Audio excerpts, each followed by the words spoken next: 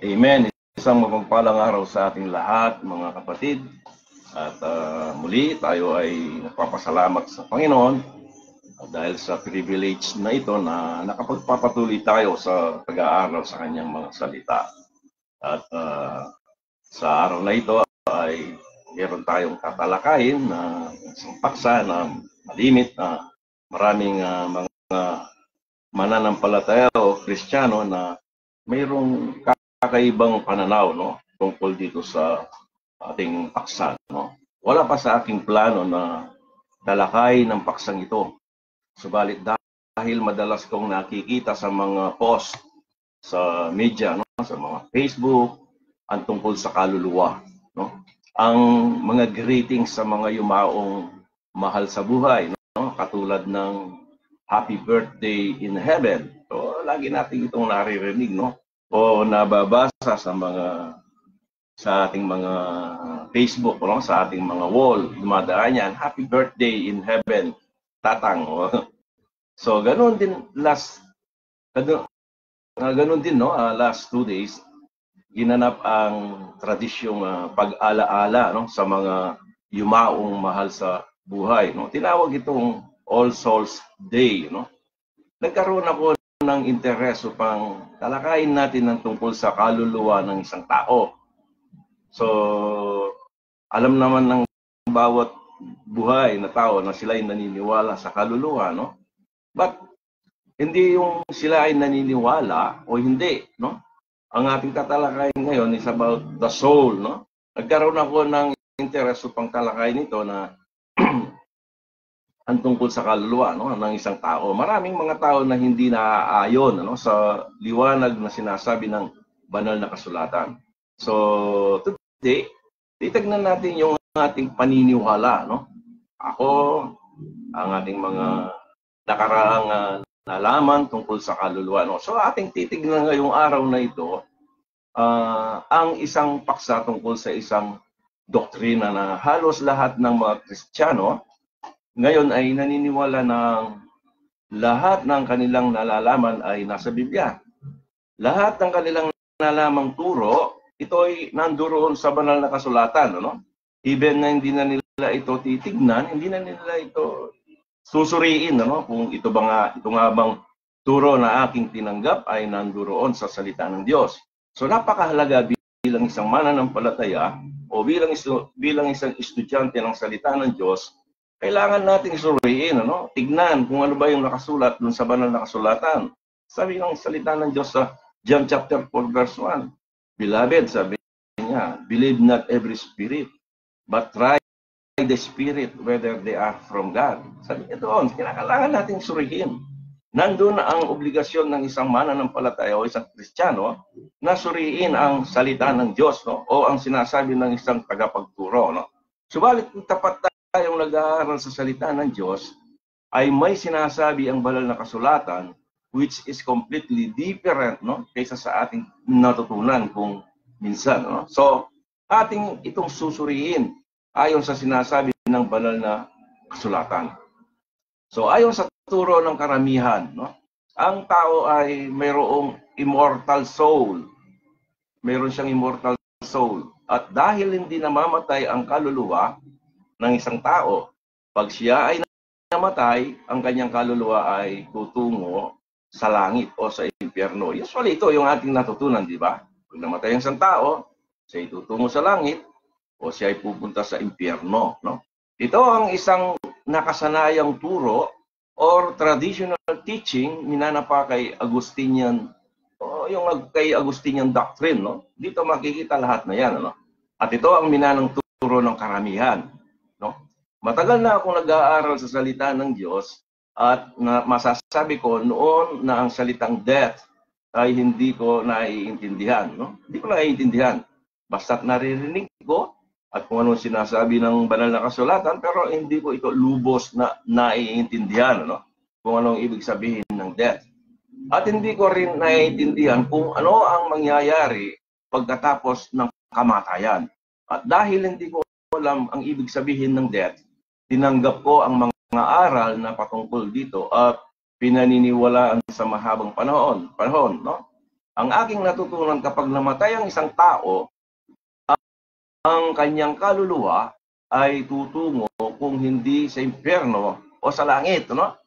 Kung ito yung ating natutunan, di ba? Usually, lahat, majority ng mga Christians, ito ang kanilang natutunan. Kagaya ko noon, ito rin ba, o kagaya ko noon, ano? Ang tanong ko, ito rin ba ang iyong pinaniniwalaan, no? Ngayon, ito ba ay iyon ang sinuri sa banal na kasulatan? Yung naituro na yon na yung tinanggap, ito ba ay yung sinuri na sa salita ng Diyos? So sa araw na ito, ating aalamin kung ano ang sinasabi ng banal na kasulatan tungkol sa bagay na ito. Muli, sana magkaroon tayo ng bukas na kaisipan pagdating sa ating pag-aaral. No? Let us consider what says the Scriptures. Kung ano ba yung sinasabi ng Biblia, ito ang dapat nating paniwalaan. Ano? Hindi yung mali or sinasabi ng ating mga nagtuturo sa atin na hindi naman sinasabi ng banal na kasulatan. So ngayon ay muli nating bubuksan sa banal na kasulatan, no? Ang ating upang ating suriin ito, no? Ang doctrine na ito, no? Napaka matagal na nating pinag-aaralan ito sa mga maging sa paaralan, ating narinig ito. Ang ating mga guro nagturo sa atin ay ang problema dito ay hindi nagsisikap na suriin ang bagay na ito ayon sa salita ng Diyos. I-compare ba kung ano ba yung natutunan nila previously sa mga traditional teachings sa doktrinang ito ay may paborito tayong of course kasama tayo noon na talata na kanilang patunay sa usaping ito tungkol sa kaluluwa. Pagkatapos na namatay ang isang tao, ang kanyang kaluluwa ay tutungo sa langit o sa impyerno. So, ang ating paksa today is to be present with the Lord or soul sleep. Yun ang ating tatalakayin today sa araw na to. Itong talatang ito ang lagi nating binabanggit pagdating sa doctrine na ito. Sa 2 Corinthians chapter 5 verse 8. Basahin ko at basahin ninyo sa inyong mga Biblia at bago nyo panoorin ang topic na ito ay maganda kayo ng banal na kasulatan upang i-jot down ninyo yung mga talata pag napanood na ninyo ito. So in verse 8 sa 2 Corinthians chapter 5, we are confident, I say, and willing rather to be absent from the body and to be present with the Lord. Tulad ng nasabi ko last time, pwede kayong kumuha ng papel, Lagi ko ito sinasabi, as I said a while ago, So, isulat natin, So, suriin ninyong muli ito, Pagkatapos nating nagbasa. Just write down all the verses na inyong marinig sa ating pag-aaral ngayon. Ang malaking problema ngayon sa Christendom, pag sinabi natin Christendom, kapatid, ito yung buong Kristyanismo, no, na iba't ibang pananaw o paniniwala na kanilang tinanggap. Kahit na magkakaiba tayong tinanggap na katuruan, kinakailangan suriin natin, ano? Suriin natin. Sinasabi ko sa inyo, I am not a denominational part of the body of Christ. Hindi ako non-denominational ako, no? So, lahat ng nag-aaral, binubuksan ng kanilang salita ng Diyos o salita ng Diyos, ang kailangan nating i-check yung ano yung naririnig natin, ano? Hindi binubuksan ng problema, hindi binubuksan ng kanilang Biblia, no, upang ikumpara ang sinasabi ng mga guro na ito at sa talata ng banal na kasulatan. Ito yung laging problema. Madalas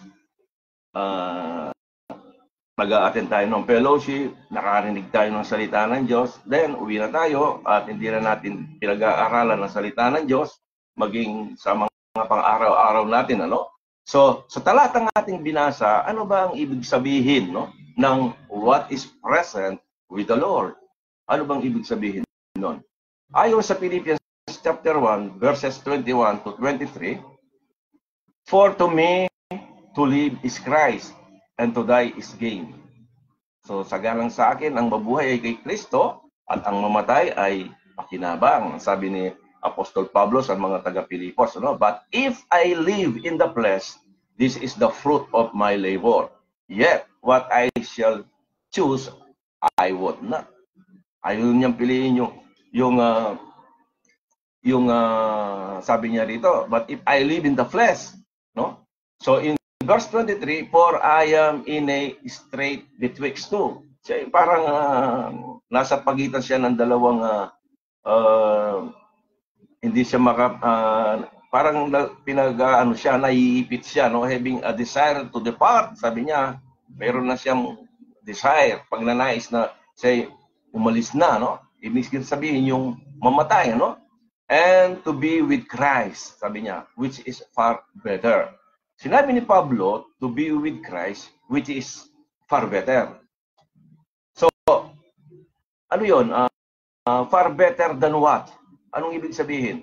Kung alam lang natin ang nangyayari sa panahon na yon, sa kasalukuyang panahon na yon, sa buhay ni Apostol Pablo, makikita natin na yung kasaysayan dun sa mga aklat, no? Sa aklat ng mga gawa, kung ano ang kahirapan, ano, na experience ni Apostol Pablo, no? Ay naisip pa na niyang siya ay mamatay upang makasama na niya ang Panginoon. So, now, ano ba ang ibig sabihin ng present with the Lord? Ang iyong kaluluwa, ang iyong katawan? O ano ba ang ibig sabihin nito? To understand and answer this question, ay kailangan nating konsultahin, ano, ang salita ng Diyos. At hayaan natin ang salita ng Diyos ang magsasalita sa atin. So, titignan natin, no? Let the word of God our final authority. So, kung ano sinasabi ng Biblia, of course, yun ang ating basis sa ating doctrine, sa ating pag-aaral, sa lahat ng ating pag-aaral sa salita ng Diyos. Sinasabi ito ng marami, pero madalas hindi nangyayari. Ito yung mahirap, no? Madalas kapag ipinakita mo sa tao ang salita ng Diyos, sila ay nagagalit. Nagre-retaliate sila, no? Siyempre, mayroon of set of doctrines na kanilang itinayo, ikinamada, no? Subalit pagka nagkaroon ng hindi naaayon sa salita ng Diyos, sila ay nagagalit, no? At madali silang mag-response ng hindi maganda, no? Hindi sa taong, so, hindi tayo dapat mag-rely, no, doon sa bagay na itunuturo ng iba, no, na ito'y mali, no? Kundi kung ano ang sinasabi ng salita ng Diyos. Sana hindi tayo matutulad, ano, sa sinasabi ng mga talatang ito, no? So, in Psalms chapter 107, tignan ninyo sa inyong mga Biblia, no? O isulat na ninyo sa iyong papel. In Psalm 107, verse 10 and 11, verse 10, such as sit in darkness and in the shadow of death, being bound in affliction and iron. So sabi niya rito, silang mga tumatahan, ano, sa kadiliman, ano, o sa lilim ng kamatayan, sabi ng talata, na natatali sa affliction, yung dalamhati. Bakit? In verse 11, mayroon siyang kasagutan. Because they rebelled against the words of God. Sila ay sumuway sa salita ng Diyos and contempt the counsel of the Most High, sapagkat sila ay naghihimagsik sa salita ng Diyos. Ang mga taong ito ay nagre-rebelde, no? Nagrebelde laban sa salita ng Diyos. Hinamak nila ang payo ng Diyos sa kanila. Ito ay nangyari noon at nangyayari hanggang sa panahon natin, no? Ano ang dahilan sa pagtanggi ng tao sa liwanag na turo ng banal na kasulatan? Ano ba? The narrative in the box, no, that indoctrinated you and me, no? Yun ang dahilan kung bakit tumatanggi, no, doon sa mismong malinaw na turo ng salita ng Diyos. Ito yung narrative in the box.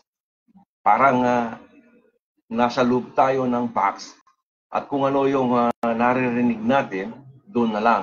Hindi na natin, wala tayong time, wala tayong effort na suriin kung ano ba yung sinasabi ng ating mga Biblia, no? What is written in the page of your scripture, no? Ito yung sinasabi sa loob ng kahon na yung sinamahan na nagturo sa iyo, no? So katunayan, may mga tao na malakas ang kanilang impluwensya, no, kaysa sa salita ng Diyos. Maniniwala ba kayo dito na mas malakas ang impluwensya nila kaysa sa sinasabi ng banal na kasulatan? So tingnan natin, no?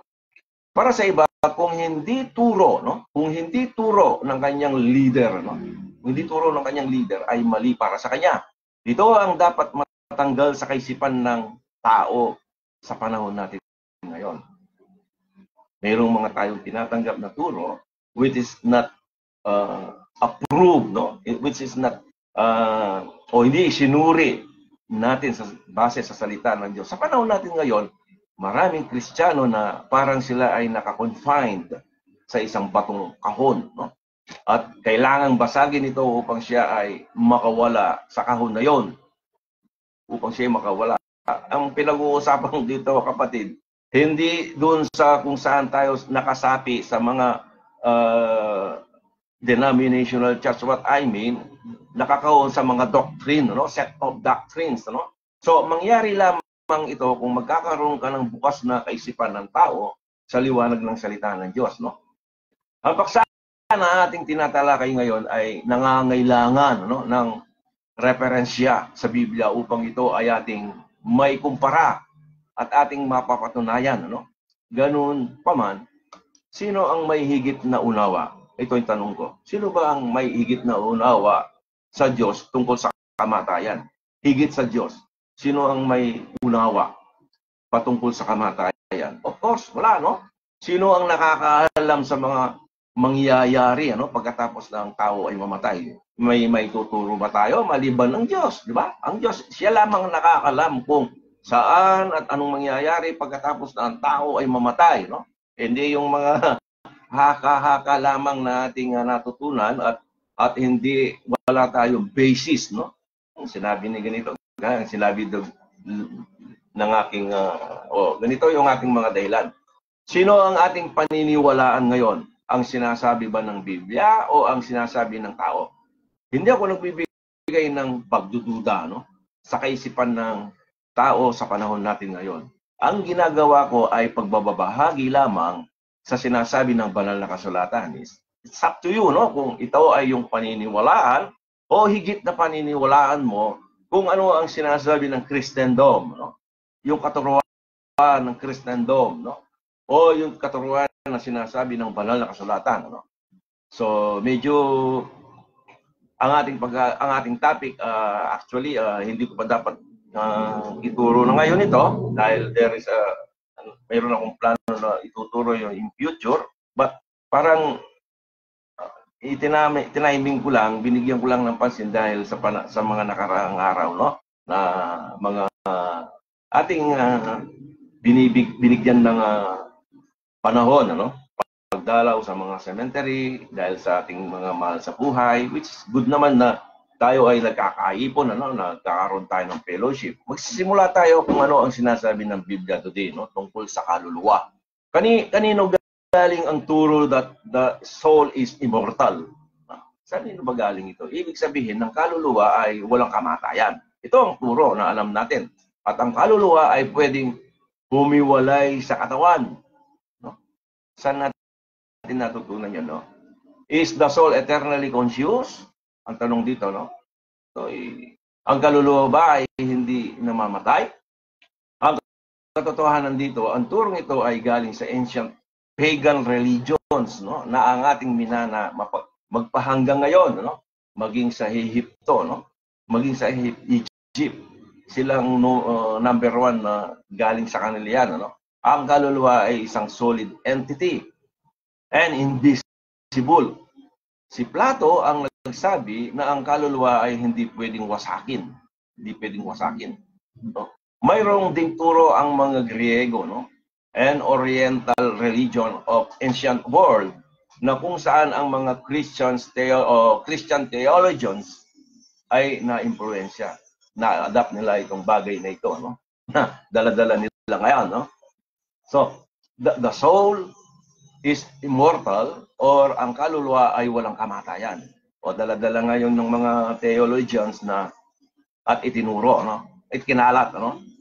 Galing pa sa mga Oriental religion of ancient world. Ito yung kanilang lala. Ito ang kanyang dala-dalang turo, no?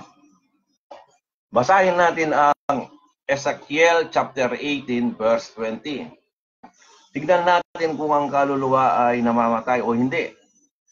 Ayon sa verse 20, the soul that sinneth, it shall die. Sabi niya, no? The soul that sinneth, it shall die. Ezekiel 18:20.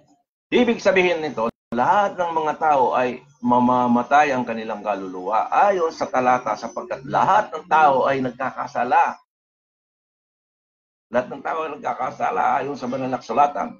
So that means sila yung nakakaranas ng kamatayan, ang kanilang kaluluwa. Ngayon, ito ang tanong ng isa pang bagay na namamatay ay immortal? Na. So, siyempre hindi, no? Pagka ba, ang tanong dito, ang isang bagay na namamatay, kapag ba ito ay namamatay, ito ba ay immortal? Of course, hindi. Kasi namamatay. So, kung ang kaluluwa ay namamatay, hindi na siya gumagalaw. O dili kaya ay naglalakbay, no? Tulad ng turo ng iba, no? Siya naglalakbay, 40 days, wala pa. Umiikot-ikot siya, no? Upang maintindihan natin ang kaluluwa, kailangan tayong bumalik sa simula sa ating remote context, no? In Genesis chapter 1, verses 26 to 27. Ating basahin, no? Verse 26. And God said, let us make man in our image, after our likeness, no? And let them have dominion over the fish of the sea, and over the fowl of the air, and over the cattle, and over all the earth, and over every creeping thing that creepeth upon the earth. So ito ang plano ng Diyos, no? God kinreate nila yung tao, the first man and woman, or si Adam and Eve, ayon sa kanilang image and likeness, no? Sa larawan nila at sa kanilang larawan at sa kanilang wangis, no? At sila ay magiging dominion, no? Sila ay sasakupin nila yung lahat ng kanyang mga ibang nilikha ng Diyos, katulad ng mga fish of the sea, yung mga ibon sa impaghawid, ano?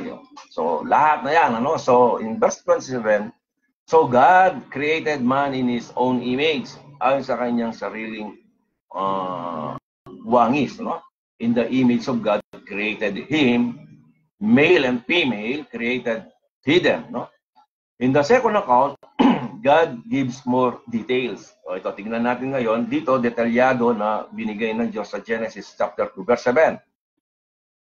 And the Lord God formed man of the dust of the ground and breathed into his nostrils, no? The breath of life. And man became a living soul. Kasi naging buhay na kaluluwa. In Job 33, verse 4, the Spirit of God had made me, the Spirit of God, no? And the breath of the Almighty had given me life. No? At sinong nagbigay ng life? Yung breath, the breath of the Almighty, no? Lahat ng bagay na nilikha ng Diyos, sa lahat ng nilikha ng Diyos na may buhay, has the breath of God in it. So, now you can notice, no? Makikita natin that in this verse, no? That there are three separate things. Tatlong bagay na nakahiwalay, no? Iisipin mo na nandoon, no, ang katawan, the breath of God or the spirit of life, no? And the soul, body, soul, and spirit, no? Nang likhain ng Diyos ang tao sa pamamagitan ng lupa, ito ay wala pang buhay. At it is just a clay, yung clay. Ito yung dust. Sa original tongue, afar, no? Afar. Sa Leviticus chapter 14 verse 42, ang sabi niya rito, and they shall take other stones and put them in the place of those stones, and he shall take other mortar. Yung mortar, this is the same word as afar. Pero yung mortar dito, parehas na afar, yung dust, and this mortar, parehas na ginamit nilang salita in King James Bible is afar. So, ibig sabihin, yung mortar na ito, kinakailangan mayroon siyang moisture. No? Ibig sabihin ng moisture, yung halong tubig. No? So, pagkatapos na nilikha ng Diyos, by the way, bakit kailangan itong may moisture? Kasi mamomold mo yun, ano? Kung anong gusto mong gawin. Katulad ng mga gumagawa ng mga sa construction, no? They are mixing cement and sand with moisture or with the water content, no? So para maging mud siya, no? So maging mortar siya. Pagkatapos hiningahan ng Diyos, no? Pagkatapos na nilikha ng Diyos ang tao, siya ay, of course, wala siyang buhay. Lifeless.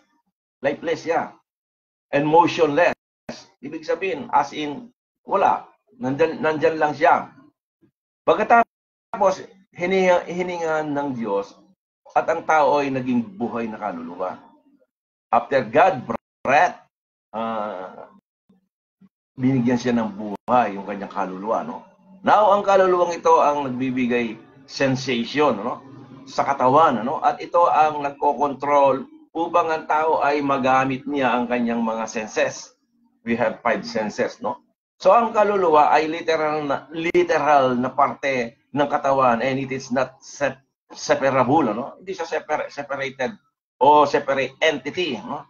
Maraming mga talata sa Biblia na ang kaluluwa ay siyang nagagalit at nasisiyahan, no, sa isang bagay. So tingnan muna natin 'to, no, bago tayo bigyan ng pansin yung ating mga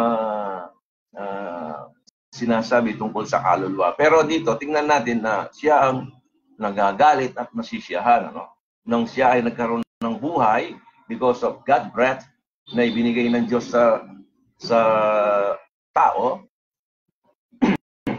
In chapter 12 ng Deuteronomy, verse 15, notwithstanding thou mayest kill and eat flesh in all thy gates, whatsoever thy soul lusteth after. So, itong word na lusted, ito yung desire. Hindi, although yung word na lust, ginagamit, mayroong salitang lust, which is referring to masama, no? Yung lust of the flesh, diba? Dito, ang sinasabi niya rito, nang hindi pa nagkasala si Eve and Adam, or dito sa Deuteronomy chapter 12, verse 15, kung ano man ang nasain ng kanyang kaluluwa. Ang nais ko lang i-point out dito, na ang kaluluwa ay mayroon siyang sensation na nagnanasa, no? May pagnanasa, no? Sa mga bagay na nais mong kainin, ano? In verse 20 ng chapter 12, when the Lord thy God shall enlarge thy border, no? As he hath promised thee, and thou shalt say, I will eat flesh, because thy soul longeth to eat flesh, thou mayest. no? So meron siyang longing, no, doon sa flesh, no?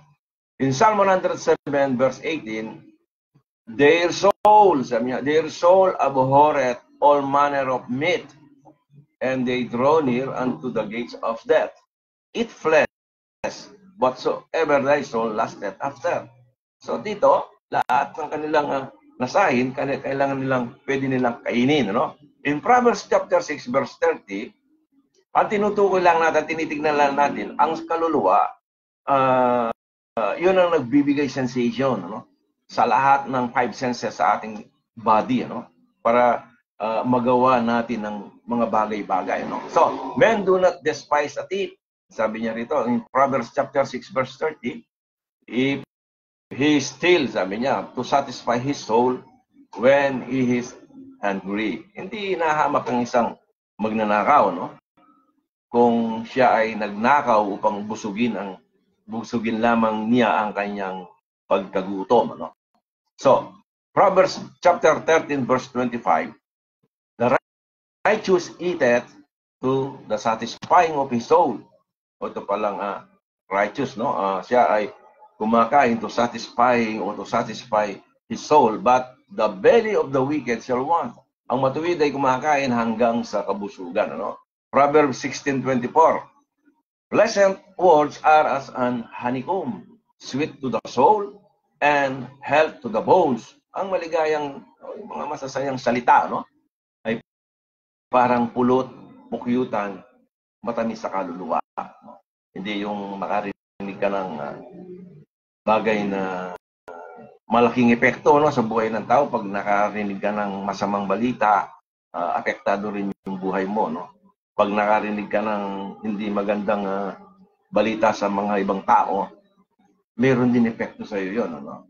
Pero kung dinadala sa iyo yung masasayang mga kwento o masasayang pangyayari sa buhay ng isang tao, ganun ka rin, no? Nagiging masaya ka rin, no? So marami pang mga talata na ating makikita na ang kaluluwa ay siyang nakakaalam, nakakaramdam, ano? Nagnanais, no? Nagnanasa, nasisiyahan, ano? Sa mga bagay nais ng tao. Ang kaluluwa ay konektado sa katawan. Konektado ito sa katawan. Ayon kay Larkin, ito kasi isa sa mga paborito kong dispensationalist, itong si Clarence Larkin, no? Ang ating kaluluwa ay pintuan, no, para sa ating connection sa mundong ito. Yung touch and feel, what you hear, yun, no? Connected tayo sa mundong ito, no? So, hindi natin alam kung kailan nagkasala after na nilikha ng Diyos ang tao. Mababasa natin sa Genesis chapter 3 verse 19. Hindi natin alam kung after God created man, hindi natin alam kung gaano kalayo o gaano katagal bago siya nagkasala. But in chapter 3 verse 19, nagkasala na sila rito. In the sweat of thy face shalt thou eat bread till thou return unto the ground. So, mabubuhay siya, no? Kakain siya sa kanilang pawis at sila babalik saan? Unto the ground. Return unto the ground. For out of it was thou taken. Dahil doon ka nang galing, no? For thus thou art, and unto thus shalt thou return. So, yung death, ito ang detalyadong kahulugan ng kamatayan. Pagbabalik, no? O babalik ka tayo sa alabok. Yun ang ibig sabihin ng kamatayan. Return from the ground to the ground. Ito ang detalyadong kahulugan, no? In Psalm chapter 104 verse 29, thou hidest thy face, they are troubled. Thou takest away their breath. Kukunin niya yung kanilang hininga, no? And return to their dust. Psalm 104 verse 29. Binabasa ko lang, ano, yung kung anong mangyayari, no? So, in Psalm 146 verses 3 to 4, put not your trust in princes, nor in the Son of Man, in whom there is no help. Anong sabi niya sa verse 4? his breath goeth forth. Aalis ang kanyang hininga. Aalis ang kanyang hininga ng tao. He returneth to his earth. Siya ay babalik na dun sa lupa. No? Yung breath goeth forth. Saan? Babalik na sa Diyos. And his, anong babalik siya? The soul, although hindi nakasulat dito, titignan natin sa ibang verse. He returneth to his earth in the very day. His thoughts, yung kanyang kaisipan. Sino to? Yung kaluluwa, di ba? Peris. In that very day, his thoughts peris. So verse 4 yun. Makikita natin na namamatay, no? Mayroong importanteng dalawang bagay in this verse. Tandaan natin yun. The first half deals with death. And the second, pagkatapos na ang hininga ay aalis sa isang tao. Ecclesiastes chapter 12, verses 6 to 7. Tingnan natin to. Or ever the silver cord be loose, or the golden bowl be broken. Yung kanina yung cord be loose, the silver cord, and the golden bowl be broken. Or their pitcher, no, be broken at the fountain. Or the wheel broken at the cistern. So, verse 7, then shall the dust return to the earth. Saan babalik yung buhangin, yung katawan o yung tao? To the earth, no? As it was, and the spirit shall return unto God, who gave it. So, sa verse 6 ay nagpapakita ng iba't ibang uri ng kamatayan, no? Sa verse 7 naman, ang paliwanag tungkol sa kamatayan. Ito yung paliwanag na, now, alin ang babalik sa Panginoon dito? Ang espiritu, no? Ang hininga. Siya ang babalik sa Diyos. God breathed into a man the breath of life. And that is separate from man became a living soul. Nang siya ay ipinormahan ng Diyos, hinihingahan the breath of life, which is the spirit, babalik siya sa Diyos. Aling matitira? The soul and the body. No? Ang kaluluwang ito ay nakadugtong, no, sa katawan at nagbibigay ng sensation. Di ba? Ito yung nagbibigay ng sensation. Pag wala na yung espiritu, the breath of life, muli siyang magiging parang katulad nung siya ay inihangan ng Diyos, pinormahan ng Diyos, no? He became a living soul. Yung pinormahan ng Diyos na yon, naging living soul siya, no? Kapag ang katawan ay nagbalik na sa lupa, kasama itong tutungo sa libingan. Sino? The soul. Tama, ang kaluluwa ay kasamang tutungo, no?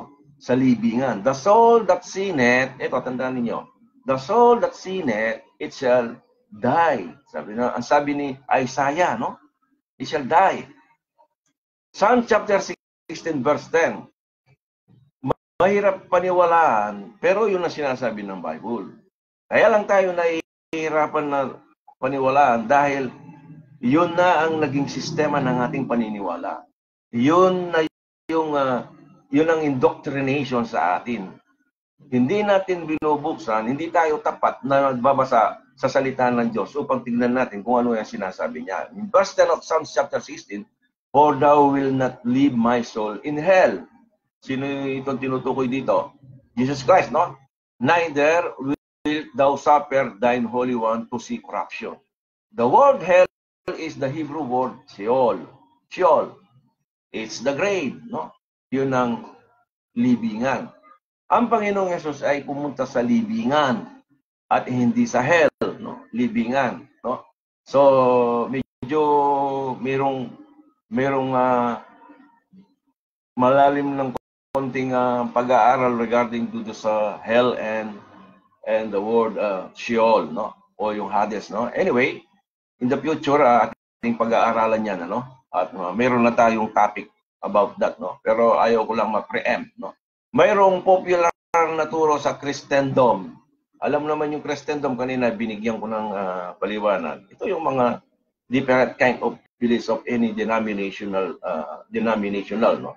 Siyempre, mayroong kanya-kanyang mga tinanggap na turo at kanilang inaalagaan ang kanilang set of doctrines. At siya, no, ito yung Christendom.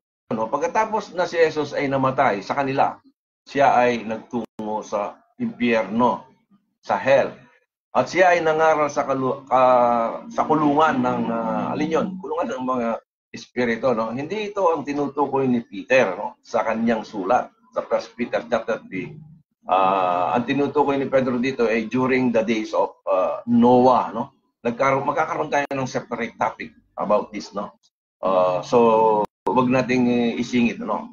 Psalm 49 verse 15. But God will redeem my soul, no? Sabi niya. Saan? Saan manggagaling? From the power of the grave. But God will redeem my soul. Saan siya ngayon? Saan niya i-redeem? Manggagaling saan? From the power of the grave. Doon sa libingan, ano? For he shall receive me, Selah. Sabi niya. Ito ay mangyayari sa araw ng muling pagkabuhay. The word hell and grave are the same word in Hebrew, no? Sheol. Research niyo yun, pero huwag lang muna yung tanongin dito, pero i-search ninyo, no? Ang tanong dito kung bakit ang anyway, sa ating ginagamit na kasulatan, ang ating translator ay ginamit niya yung dalawang salita, no? Grave and hell sa isang lugar or the same place. Sa Psalm 89 verses 47 and 48, remember how short my time is, wherefore hast thou made all men in vain? Ulitin ko, no? Remember how short my time is. Maiksi lang ang buhay natin, ano? Binigyan tayo ng buhay ng 70 years. 3 score and 10. That is 70 years. Pag umabot tayo ng 70 years, malaking pasalamat na natin sa Diyos at nakamit natin ang ating lifespan on earth, no? Binigay ng Diyos sa atin. Bakit ka mamamatay kung hindi mo pa panahon? Sabi nga hindi. Kung mamamatay ka na, mamamatay ka na. No, meron tayong binigyan ng Diyos ng lifespan, which is 70 years. Pag hindi mo inabot yon, it means hindi mo ginawa yung tungkulin mo, no? Nilalason o yung buhay mo, hindi mo in-expend ng maganda, no? So remember how short my time is. Wherefore hast thou made all men in vain? Ang katanungan na ito ni David, ito rin ang sinabi ni Apostol Pablo sa Romans 8:20. Ang sabi niya doon, God subjected men to vanity. Ang Diyos mismo, ang ibig sabihin na ito ay ano yung subjected, no? Ipinasakop, no? Sa walang kabuluhan, no? Ang tao. So later on meron din tayong topic dito. Bakit, no? Bakit ang Diyos mismo ay pinasakop niya yung tao sa walang kabuluhan? Not willingly, no? Not willingly. Ang tao ayaw niya yun. Tignan niyo yung Romans chapter 8 verse 20, no?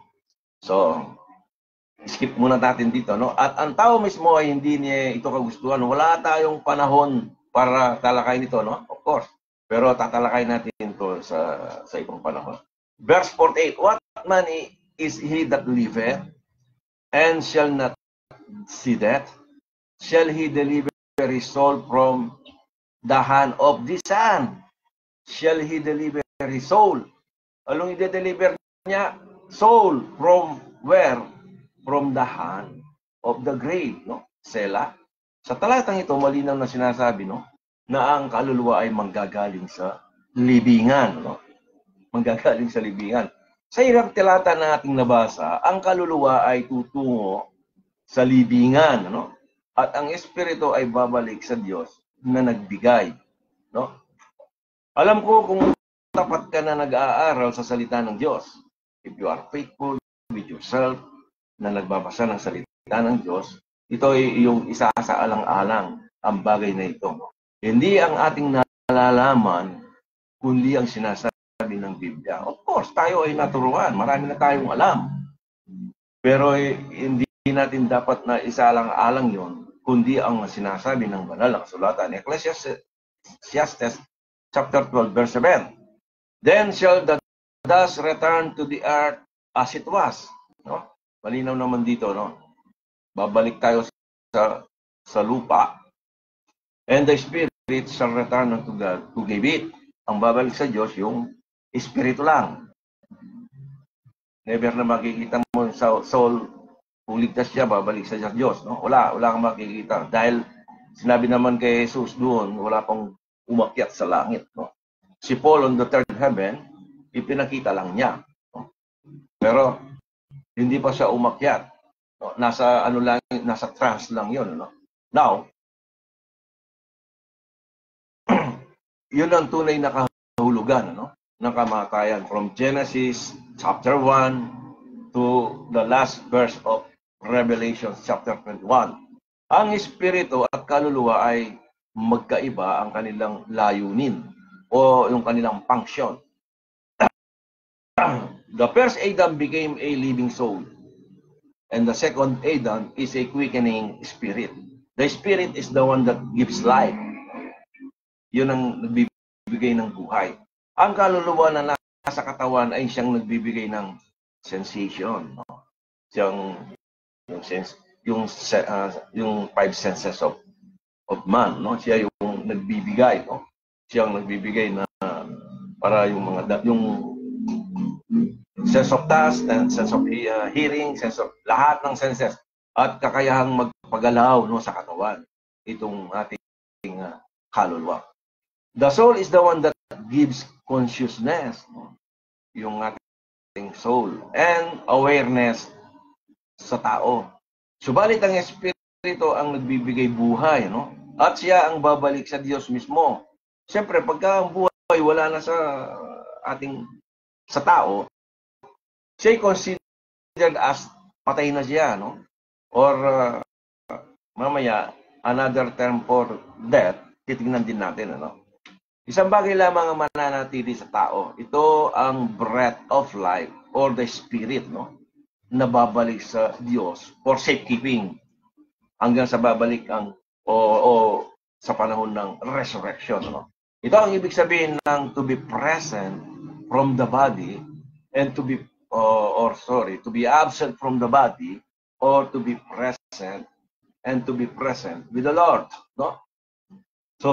Psalm chapter 146 verse 4, His breath goeth forth, he returneth to his earth. In that very day, his thoughts perish. No? Ang Diyos ang nagbibigay ng hininga sa tao, no? At pagkatapos ng hininga ng Diyos ay babalik sa kanya, ang tao ay babalik sa lupa kung saan siya nanggaling. So why his thoughts perish? Bakit namamatay ang kaisipan ng tao? In Ecclesiastes chapter 9 verse 5, for the living know that they shall die. Alam ng mga taong nabubuhay sila ay mamamatay. Kaya nga takot-takot na yung tao pag nakarinig na ng kamatayan. No? Pag dumating pa naman ng namamatay, sunod-sunod. So, but the dead know not anything. Wala na silang alam. Neither have they anymore a reward. Wala na silang mga reward. No? For the memory of them is forgotten. Lahat ng kanyang alaala, no? O yung memory, no? Mabubura. Tandaan, ang verse na ito, kapag namatay na ang tao ay wala na siyang nalalaman. Kahit ang kanyang kasikatan, ano? Kahit sino pang sikat na tao, in the future, kung sikat na sikat ka, hindi ka agad mawawala, no? Pero ang sabi ng Biblia, mawawala ang yung memory. Kahit ang kanyang kasikatan, ano, ang kanyang maalamat na katayuan, ano, ay malilimutan din, ano? Kahit ano pa ang yung ipinundar at itinayo, no, sa mundong ito, pagdating ng araw, ikaw ay malilimutan lang, no? Malilimutan ka rin lang, no? Diba? Yung lolo ng lola mo, kilala ba natin? Kahit sila'y sikat, no? During their days, no? Hindi na natin kilala, no? Hindi na natin sila alam. So, malilimutan, ano? Maging ang ating bayaning si Jose Rizal, in the long run, no? Malilimutan din ng tao. Ngayon, konti-konti na lang nakakaalam. Di katulad natin nung tayo nag-aaral, itinuturo lagi, no? para madali nating maalala, no? Pero ngayon, kung konti na lang ang nakakaalala sa kanya, no? Psalms 146 verses 1 to 2. Praise ye the Lord. Praise ye the Lord, O my soul. In verse 2, while I live, will I praise the Lord. I will sing praises unto my God while I have any being. No? Bakit kailangan natin purihin ng Diyos? Bakit kailangan natin purihin ng Diyos? In Psalm chapter 17, the dead praise not the Lord. Sapagkat ang mga patay na, hindi na niya kayang pupuri, no, sa Diyos. No? Kasi wala na siya. No? Hindi na niya alam. Neither any that go down into silence. Bakit go down? But hindi go up? Napansin niyo yung word na yon? The dead praise not the Lord, neither any that go down. Go down, sabi niya eh. Hindi go up. No? Ang tao, pag namatay, yung espiritu lang ang babalik, go up. Eventually, yung natitira, go down into silence. Siya ay mananahimik doon sa sementeryo, no? Until the time na ang Panginoon ay babalik upang bubuhayin muli ang mga namatay doon, ano? Ang mga namatay. So, kapag namatay na ang isang tao, hindi na siya makakapagpupuri, no? Hindi na siya makakapagpuri sa Diyos dahil wala na itong nalalaman, ano? Hindi na siya makakadalaw, no? Or show up in the form of anything. Wala na. Tayong mga Pilipino ay maraming natutunan, ano, sa mga dayuhan ng iba't ibang paniniwala na hindi tinuturo ng salita ng katotohanan. No? Kapag hindi mo binuksan ang mga salita ng Diyos, no? Kumbaga, mahilig tayong matulog, no? Hindi natin binubuksan ang salita ng Diyos. Pag hindi natin ito binasa at pinaniwalaan, mananatili tayong ignorante, no? Sa bagay na espiritual. Sa bagay na espiritual. That's the truth. Pag hindi mo binasa at inalam kung ano yung nakasulat sa salita, magiging ignorante tayo. Di ba sabi ni Jesus Christ, if you continue in my words, sabi niya, you are my disciple indeed, and you shall know the truth, and the truth shall set you free. So, saan free? Makapagpapalaya sa mga bagay na aral na hindi na galing sa Diyos, kundi galing na sa tao. Katulad nito, ang tinuturo nila, the soul is immortal. Samantalang ang Biblia, malinaw naman natin na siya ay namamatay. At hindi siya pupunta sa langit. He will stay where? Go down into the grave. Sabi niya, di ba? In Ecclesiastes chapter 9 verse 10, whatsoever thy hand findeth to do, do it with thy might. For there is no war, nor device, nor knowledge, nor wisdom in the grave, whither thou goest. Saan ka pupunta? Wala nang doon, wala na, no? Kahapon, actually, sumama kami ng misis ko upang dumalaw, no, sa libingan ng aming mahal sa buhay, kasama ng aking mga kapatid, no? We enjoy our fellowship. Napakaraming tao sa cemetery, no? At ako ay nagmamasid habang nandun lang, nakaupo. Wala silang pinag-uusapan, nakikinig-kinig ako eh. Yung mga tabi-tabi, tsaka wala silang pinag-uusapan tungkol sa mga nakalibing, no? At ang tanging kanilang pinag-uusapan ay kwento ng buhay, no? Ng bawat isa. Ng bawat isa. Kanilang mga experience, ano? Bakit? Dahil kapag namatay na ang isang tao ay wala na itong nalalaman. Hindi na nila naririnig yung ating mga kwento-kwento na yon. Sila ay nakalibing na 6 feet under the ground. No? He is in the state of unconsciousness. Parang kung baka buhay ka at nagrabi ka, dadaling ka sa isang, tawag dito? Dadaling ka sa isang ICU, and then you are unconscious. Unconsciousness, no? Likened unto sleep. Unto sleep. Bago tayo magpapatuloy, gusto ko lang linawin sa inyo, ang katawan at kaluluwa ay tutungo sa libingan. Sa libingan. Ayon sa Biblia, ayon sa binasa natin kanina, balikan ninyo.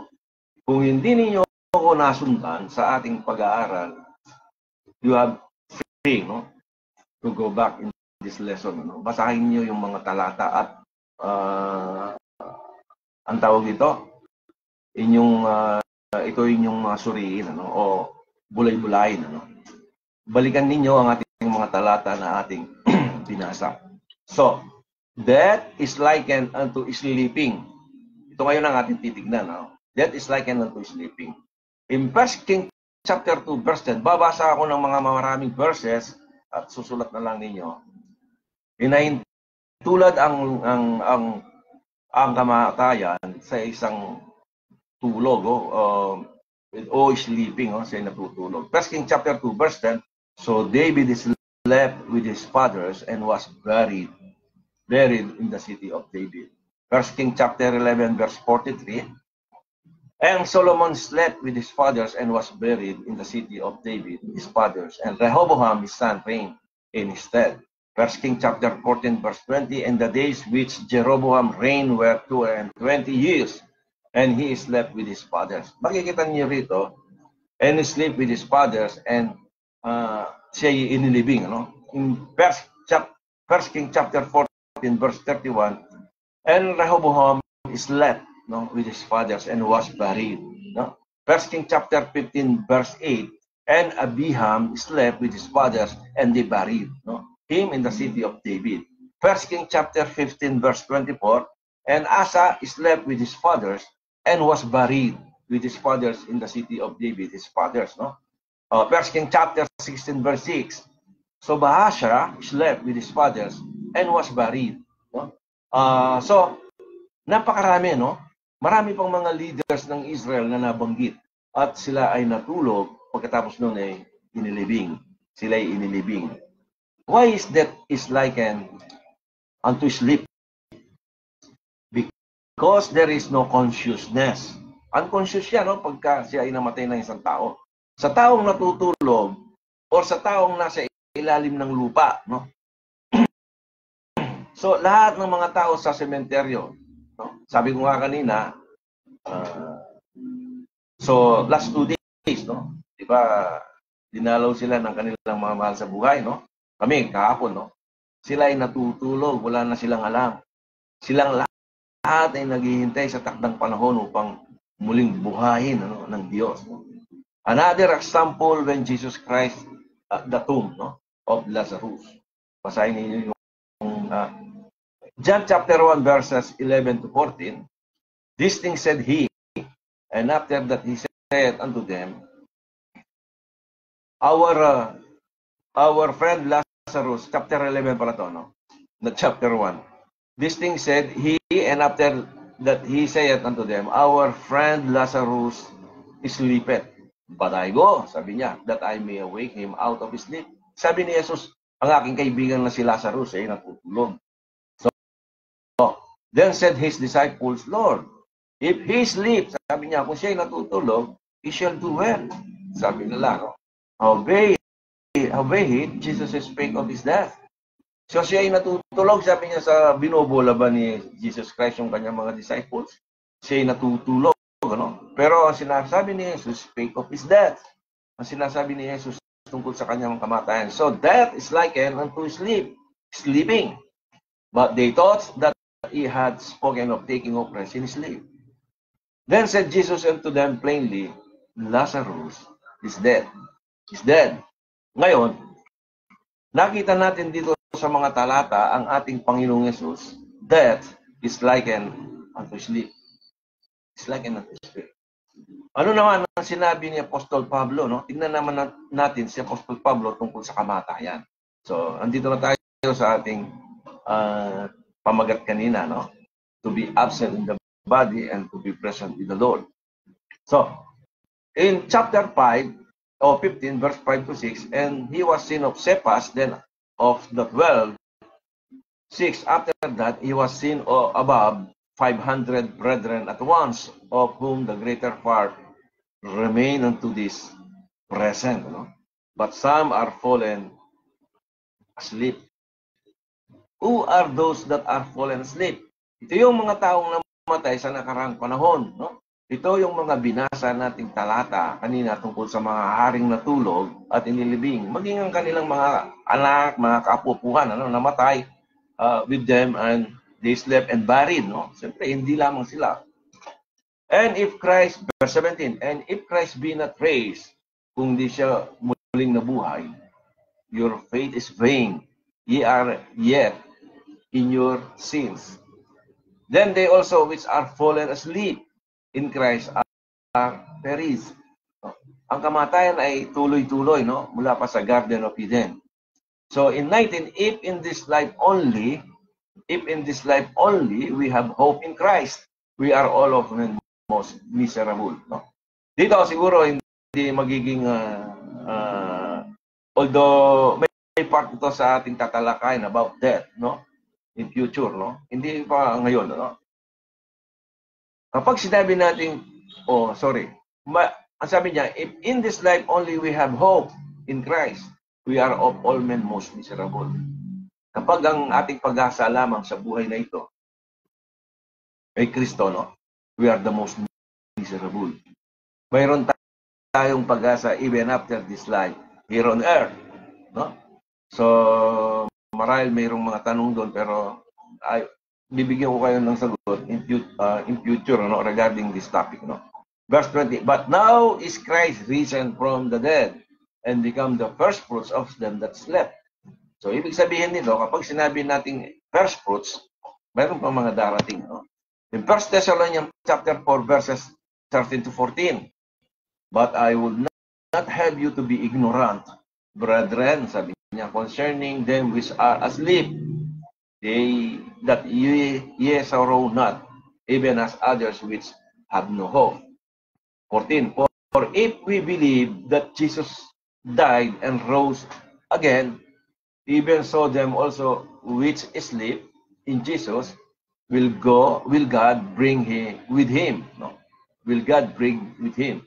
Sa message na ito, nagsimula tayo sa to be absent in the body, but to be present with the Lord. And we ask, what is to be present with the Lord?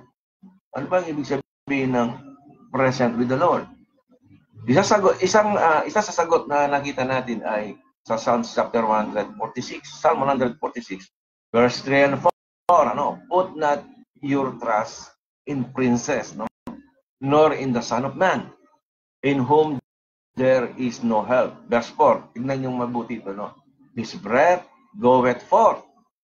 His breath goeth forth. And sino yung breath goeth forth? Yun ang espiritu, no? Yun ang breath of God, no? He returned to his earth, to his earth, no? Babalik siya sa lupa, no? Ang tao babalik siya sa lupa, but the breath of God, which is the spirit, babalik siya sa Diyos. In that very day, his thoughts perish. Ano yung thoughts na yun? Your body? No, the soul. His thoughts perish. So, Ecclesiastes chapter 12, verse 7, then shall the dust return to the earth. Pag namatay ang tao, dahil galing tayo sa lupa, babalik sa lupa. And the spirit shall return unto God who gave it. Di sana kung ang soul is pupunta sa isang lugar, definitely, ibibigay din dito, no? Lilinawin din ng Diyos dito, no? In Ecclesiastes chapter 12, verse 7, no? Subalit sa panahon natin, mostly, Christians claim in 2 Corinthians chapter 5, verse 8, basahin ko muna, no? We are confident, I say, and willing rather to be absent from the Lord, from the body, and to be present with the Lord. Sa pamamagitan nitong talatang ito, nalimutan ng most Christians, no? Today, ang mga previous verses nating nabasa. Wala nang kabuluhan yung mga binasa nating talata na ang kaluluwa ay namamatay, na nagkakasala, namamatay, at siya ay inilibing in the grave. No? Ang kaluluwa ay wala sa langit o sa impyerno. Ngayon, ito ay nasa libingan, no? Kasama ng katawan. No? So, in connection with hell and judgment, no? In this subject, we will discuss separately. No? Ang mahalagang gawin ng isang mananampalataya ngayon ay ang ibahagi ang ebanghelyo ng kaligtasan. Ito yung pinaka-main. Kumbaga, ito yung pinaka-bottom line sa buhay ng isang mananampalataya. In season or out of season, kailangan nating ibahagi yung ebanghelyo. And what is that gospel? It is the death, burial, and resurrection of our Lord Jesus Christ. No?